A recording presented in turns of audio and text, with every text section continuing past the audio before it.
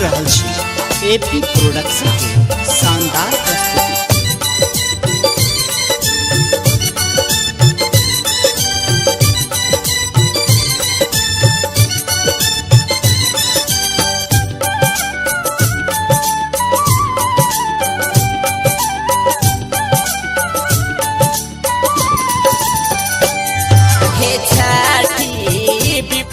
पड़ल बड़ भारी दौड़ल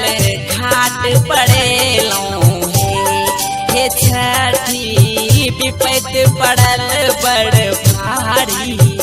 दौड़ल घाट पड़े हे दौड़ल घाट पड़े हे दौड़ल घाट पड़े हे छठी पड़ल बड़ भारी दौड़ल घाट पड़े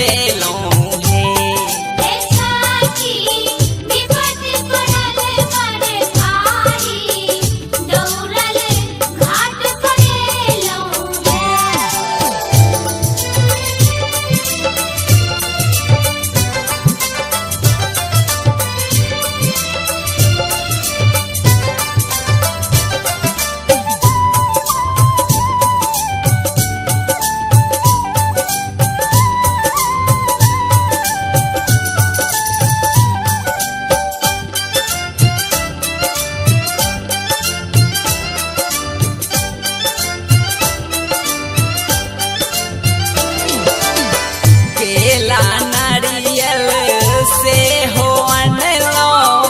गैयक घी के दीप जड़ेलो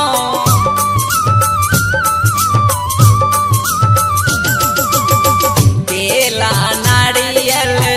से हो अनलो गैयक घी के दीप जड़ेलो कोनियो सजेलो हे अहीं के कोनियो सजेलो हे छठी विपत पड़ल बड़ भारी दौड़ल घाट पड़े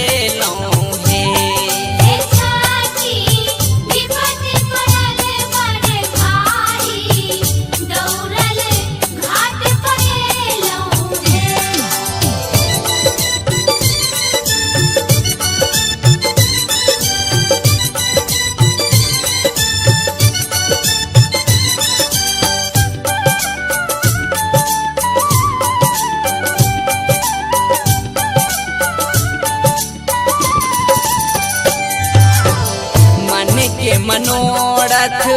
आही पूरा पियो खाली झोली आही मा भरियो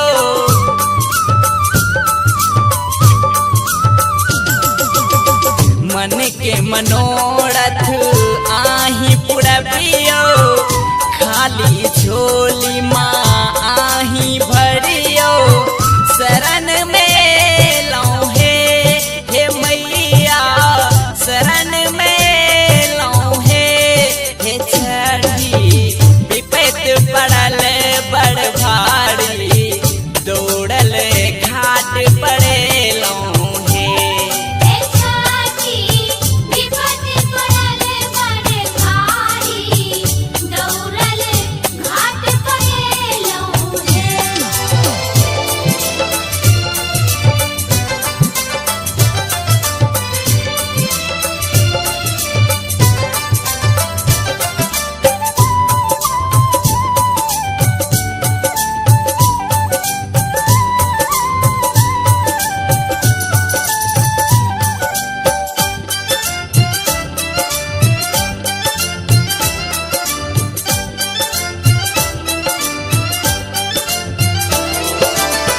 जल में कृष्णा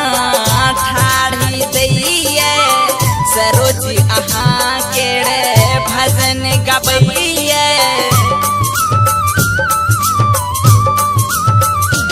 ओ जल में कृष्णा ठाढ़ी दैये सरोज अहाँ